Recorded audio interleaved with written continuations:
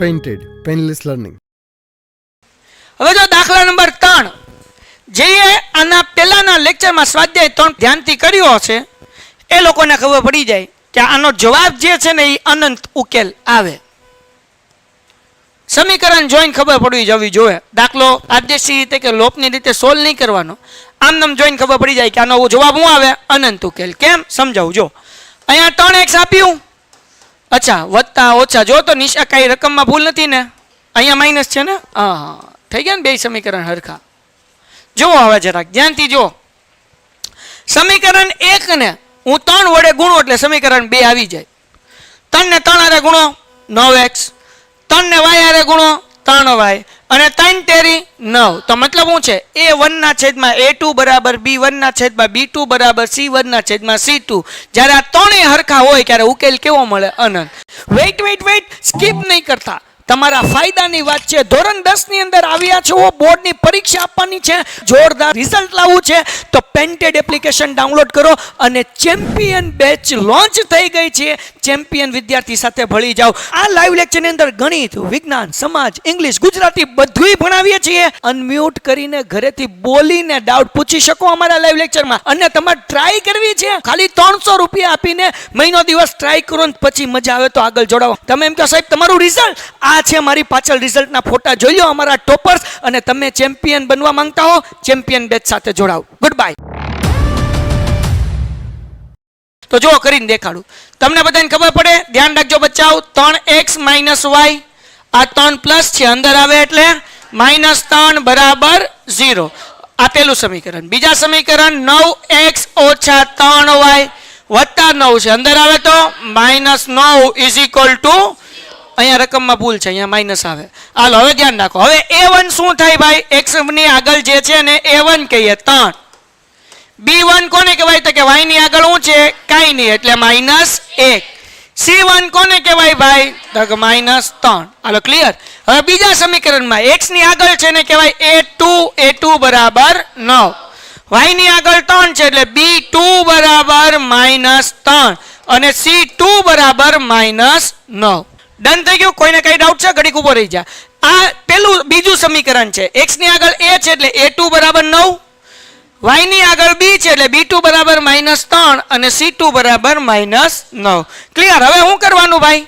a1 ના છેદમાં a2 એટલે 3 ના છેદમાં કેટલા લખવાના? 9. 3 × 3, 3 તેરી 9. જવાબ કેટલો આવે? 1 ના છેદમાં.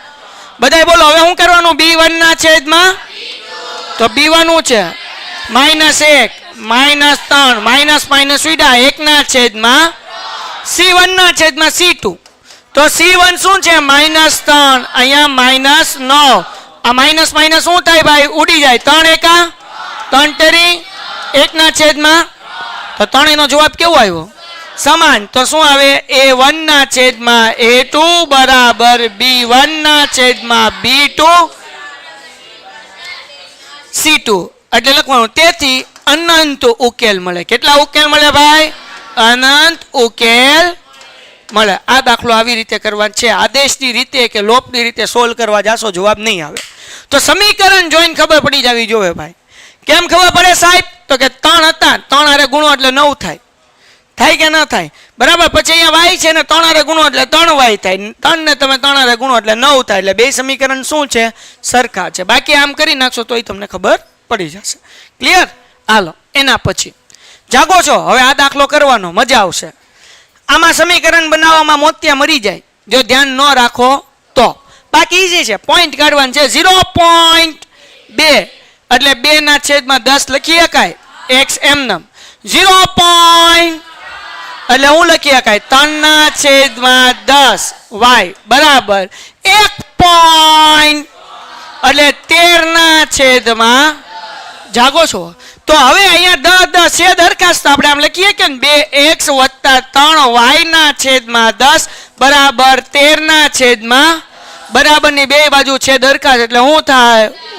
બાકી ઉડાડવા ન હોય. આ 10 ભાગાકારમાં છે, આ બાજુ લાવો તો પછી 10 શું થઈ જાય? ઉડી જ જાય. સમજાણો? એટલે બરાબરની બે બાજુ જ્યાં છેદ હરખા હોય ત્યારે શું કરી નાખવાના? ઉડાડવાના. તો પેલું સમીકરણ મળ્યું 2x + 3y બરાબર 13. આ આપણું છે સમીકરણ નંબર 1. હવે આપણે ગોઠવાનું છે આવી જ રીતે સમીકરણ નંબર 2. તો મારા મિત્રો અહીંયા આપ્યું છે 0.4. તો આપણે શું લખવાનું? 4/10. અહીંયા આપ્યું 0.5. ઓકે, x લખતા ભૂલી ગયો હતો. 5/10 y અને 2.3 એટલે તમારે લખવાનું 23/. હવે બંનેના છેદ હરખા છે એટલે કેટલી વાર લખી શકો? એક વાર. એટલે તમારે લખવાનું 4x 5y એના છેદમાં 10 બરાબર 23/10 અને બંને બાજુ છેદ હરખા છે એટલે હું ખાન નાખવાના.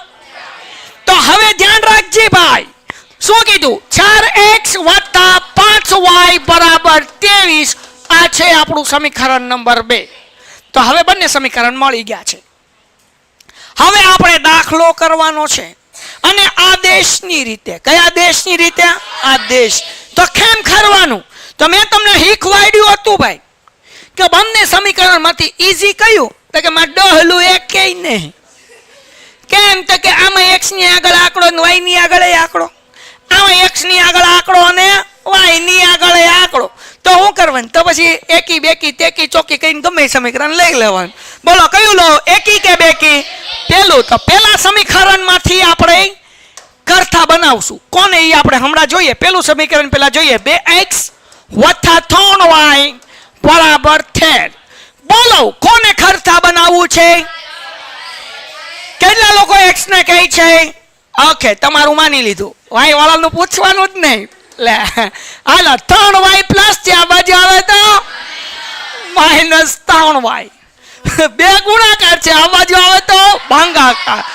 x બરાબર 13 - 3y ના છેદમાં 2. મોદી સાહેબ કોઈને પૂછે ના? હું લેવા પૂછું. લે હું મારા ટ્યુશન નો મોદી, બરાબર ને? હાલ આગળ વ્યા જઈએ ભાઈ.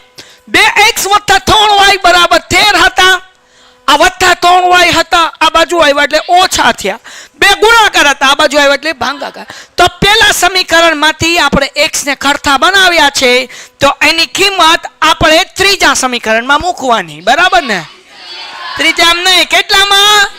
મને ઝોલા આવે પણ તમને આવવા જોઈએ. ઓકે, તો આને હું ખાઈ દઉં છું સમીકરણ નંબર 3.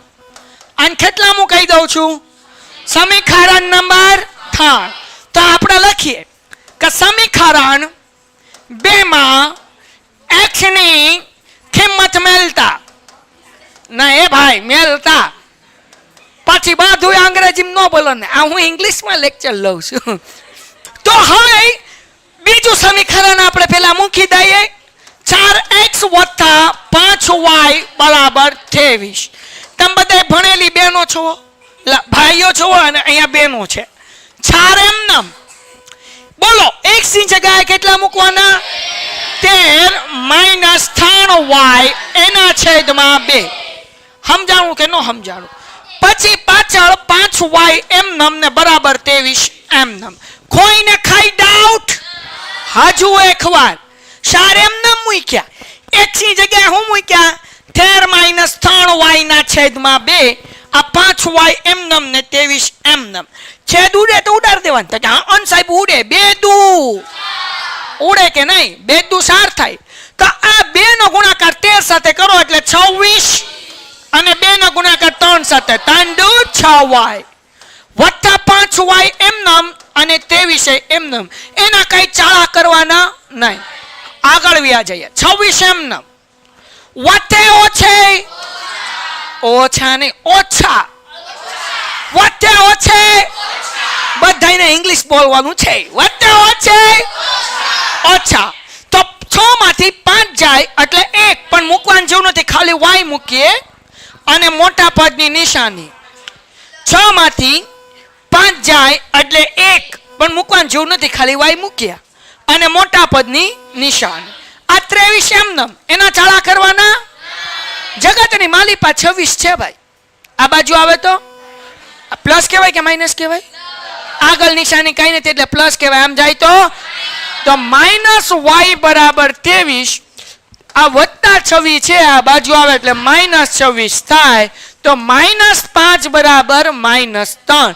કેમ? 23 માંથી 26 જાય એટલે 3 ને માઇનસ એમ નામ માઇનસ માઇનસ ઉડી ગયા એટલે y નો જવાબ પાછા ગુજરાતીમાં આપણે આવી ગયા બરાબર ને હવે આની કિંમત આપણે લખીએ કે y બરાબર 3 સમીકરણ 3 માં મૂકતા હાલો તો સમીકરણ 3 શું છે ભાઈ તો કે x બરાબર 13 ઓછા 3y ના છેદમાં 2 13 એમ નમ માઇનસ એમ નમ 3 એમ નમ અને y ની જગ્યાએ કેટલા મૂકું 3 એના છેદમાં 2 13 એમ નમ 3 તેરી એના છેદમાં 13 માંથી 9 જાય એટલે 4 ના છેદમાં 2 બે દુ તેથી x નો જવાબ કેટલો મળ્યો 2 દાખલો થઈ ગયો